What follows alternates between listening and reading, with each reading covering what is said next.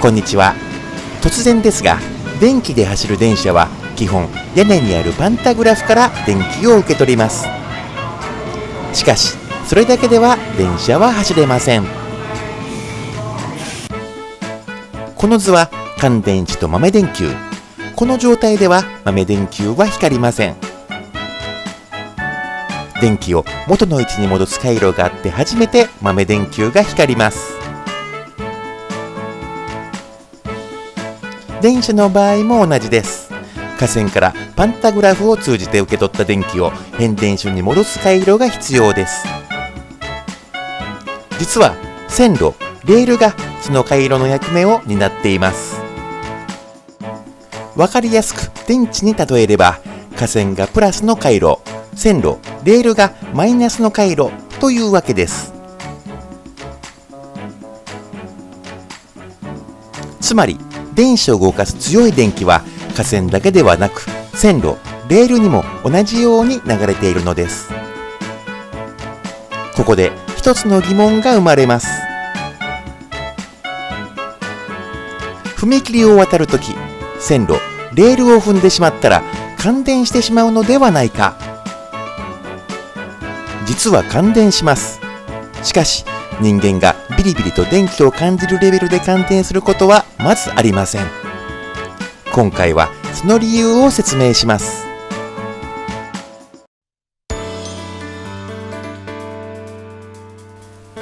電気は電圧と電流により抵抗、ここではモーターを回す仕事を行います。電圧、電流、抵抗といってもわけが分かりませんので、電気を川と滝を流れる水に置き換えて説明します。右上のスタート地点から50リットルの水を流します。水はわずかな傾斜のある上の川を通り、まず滝の上に到着します。そして滝を勢いよく落下。その時水車を回します。最後はわずかに傾斜のある下の川を通りゴール。この時スタートもゴールも水の量は50リットル。水の量は変わりません。しかし水のあった高さは変わりました。上にあった水は一番下まで落ちました。水の量と水の高さで滝の勢いは変化します。例えば上の川や下の川に人間がいても水圧で怪我をすることはありません。しかし滝の下にいれば水の量と滝の高さによっては水圧で大怪我をする可能性があります。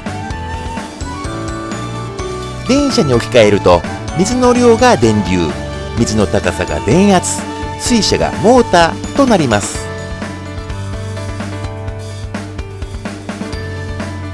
水の量にあたる電流を2000アンペア、水の高さにあたる電圧を1500ボルトと仮定します。変電所を出発した電流、電気の量は電車を動かした後も変わらず2000アンペアのまま変電所へ戻ってきます。しかし電圧、水でいう高さは変化します。架線そのものの電気抵抗で変電所から電車にたどり着くまでの間に50ボルトほど電圧が落ちます。そしてたどり着いた1450ボルトから1400ボルトが落ちて、その力で電車を動かします。そして残った50ボルトは変電所への帰りの回路であるレールの電気抵抗でさらに落ち、最後は0ボルトとなります。水が高いところから低いところに流れるように、電気も電圧の高いところから低いところに流れます。なお、ここでの1450ボルトや50ボルトなどの数字はあくまで例です。実際は様々な条件で異なりますのでご了承ください。電線に鳥が止まっている風景を見たことがあると思います。鳥はなぜ感電しないのか。正確には鳥も感電しています。しかし、あまりにも微弱な電気のため、鳥自身が感電に気づいていないのです。鳥の右足と左足のわずか数センチの位置の違いによる電圧の差はほぼゼロで、無視してもいいレベル。また、鳥の体に比べ架線はより電気を通しやすいため、電流の大半は鳥ではなく架線を流れます。電圧の差も流れる電流もごくわずかのため、感電に気がつきません。もちろん人間も同じ。しかし、釣り竿を持って踏切に入ったら、電気は電圧の高い架線から低い線路へと流れるため、大電流、高電圧の電気が釣り竿を通り感電します。実際、踏切で釣り竿を持った人が架線に接触、感電して重篤な状態となる事故が発生しています。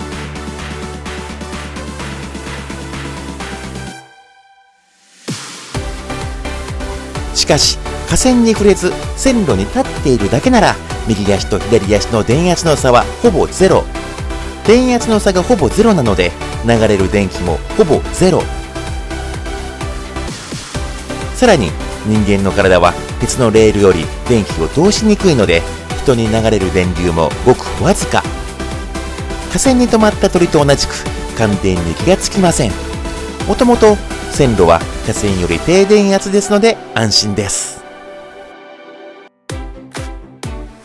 2022年6月、神戸新聞にて、阪急の踏切で線路に触れて感電したとのニュースが掲載。この時感電したのは人間ではなくペットの犬。ある日、電車通過直後の踏切でギャンと。以来、この犬は踏切をきれいになったという記事。この日の天候はわかりません。もしかすると雨で濡れた犬の体が電気を通しやすかったのかもしれません。飼い主は阪急に問い合わせをしたそうです。阪急は丁寧に回答。レールには常に電気が流れており、素足で歩く犬が電気を敏感に感じ取った可能性があります。レールを踏ませないようにご通行いただけると幸いです。飼い主は阪急からの丁寧な返答に感激したとのこと。また、レールで感電しないという当たり前のことが当たり前ではなかったと知り驚いたとのことです。変電所から離れた踏切で電車の通過直後、しかも電車が加速中の時に発生しうるレアなケース。実際阪急もこのような問い合わせは少なくともこの10年1件もなかったと回答。しかし昭和2年雨の日、東京の路面電車の線路を踏んだ馬が感電し、兵士は落馬し怪我をしました。馬は歩幅が大きいため電圧の変化を受けやすく感電しやすいと言われています。馬に乗って踏切を渡るときは線路を踏ませないよう注意しましょう。今回は線路での感電についてのご紹介でした。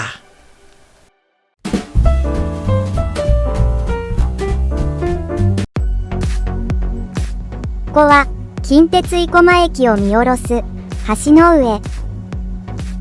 レールに怖い電気が流れています。立ち入らないでくださいと記されています。高圧電気と書いて怖い電気。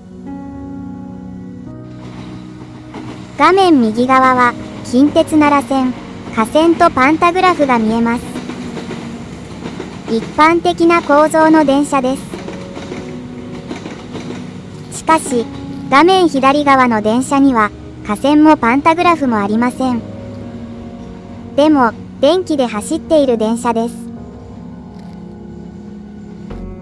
画面左側の電車は大阪メトロ、つまり地下鉄に直通している近鉄京阪奈線。地下鉄のトンネルを小さくし建設費を抑制するため、パンタグラフをなくして高さを抑えています。画面右側の線路を走る近鉄奈良線などの一般的な電車は、架線から 1500V の電気を受け取りますが、画面左側の線路を走る近鉄京阪奈線など、地下鉄区間を走る電車の多くは、線路の横にある3本目のレールから 750V の電気を電車の台車の横から受け取っています。架線の代わりの3本目のレールは第3基場と言います。また、車両の台車にあるパンタグラフの代わりは終電化と言います。架線に流れる電圧は 1500V 程度が一般的ですが、第3基場に流れる電圧は法律で 750V に制限。また、関係者以外が線路に立ち入る恐れのある駅などの場所には、立ち入り禁止の警告表示をするよう法律で規定。上空にある架線と違い、第3基場はレールと同時に触れてしまいやすい位置にあるためです。そのため、第3基場は人が立ち入る可能性の低い地下鉄か高架鉄道に限る旨が国土交通省により定められています。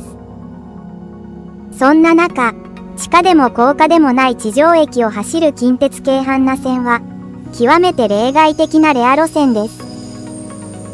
乗客が線路に立ち入らないようフェンスと警告で厳重にガードされています。また戦術の通り、第3基場は低電圧の 750V に制限されています。低電圧は高速運転に不向きです。しかし近鉄京阪奈線は第3基場で日本最速となる時速 95km 運転を実現。さらに、近鉄はパンタグラフ方式の奈良線と第3基場方式の京阪奈線を直通できる車両を開発すると発表。立ち入ると感電する可能性が非常に高いため、安全対策面に経費がかかる第3基場方式。そのため、採用している鉄道路線はごくわずか。そんな中、近鉄は異色の存在と言えるでしょう。ここまでは直流電車のお話でした。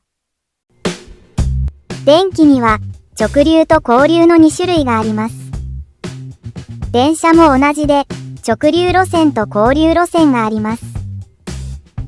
直流は主に都市部の路線、交流は主に地方の路線に採用されるケースが多いです。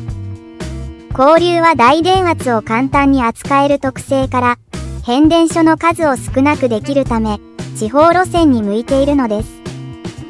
難しい話は省きますが、直流路線の架線は 1500V くらい。それに対し、交流路線の架線は2万ボルトくらいあります。直流の電気の流れは一方通行。架線、電車、レールの順に 1500V の電気が流れます。部下が説明したように、線路に流れる電気の電圧は 50V 程度。変電所に戻るところで 0V となります。線路に高電圧の電気が流れることはありません。では、交流の場合はどうでしょうか？架線、電車、レールの順に2万ボルトの電気が流れ、続いて、レール、電車、架線と逆方向にも流れます。この電気の流れる方向を、1秒間に東日本は50回、西日本は60回も切り替えます。ここで、一つの疑問が生まれます。逆方向に電気が流れているとき、レールには2万ボルトもの電気が流れているのか、さすがに危ないのではないか？実は心配には及びません。実はこの時、レールに流れる電気の電圧は0ボルト。代わりに架線に流れる電気の電圧はマイナス2万ボルト。架線側がプラス2万ボルト、マイナス2万ボルトを切り替えており、線路は原則0ボルトを維持しているのです。直流路線と同様に、交流路線でも線路に高電圧の電気が流れることはありません。ここまで、電車を動かす電気の2種類、直流と交流の補足でした。最後に、もう一つだけ補足です。線路に流れる電気は、電車の動力用だけではありません。線路に列車が存在するかどうかを検知するための電気も、左右のレールに流されているのです。列車がどこにいるのかわからなければ、踏切や信号の管理もできません。列車の車輪と車軸が左右のレールをまたぐことで、左右2本のレールが電気的につながります。これを軌道回路といい、列車がいる場所を検知するシステムです。軌道回路で使用される電圧は約20ボルト。そのため、裸足で左右のレールに乗ると、理論上は感電します。しかし電流、つまり流れている電気の量が小さいため、感電していることに気がつきません。電池の両端を指で持っても、感電に気がつかないのと同じです。今回は、電車の線路に流れている電気についてのご紹介と、その補足でした。ご視聴ありがとうございました。あ、しまった。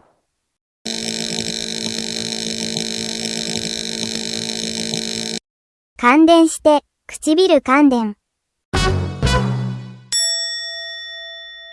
感電したら、あかん電。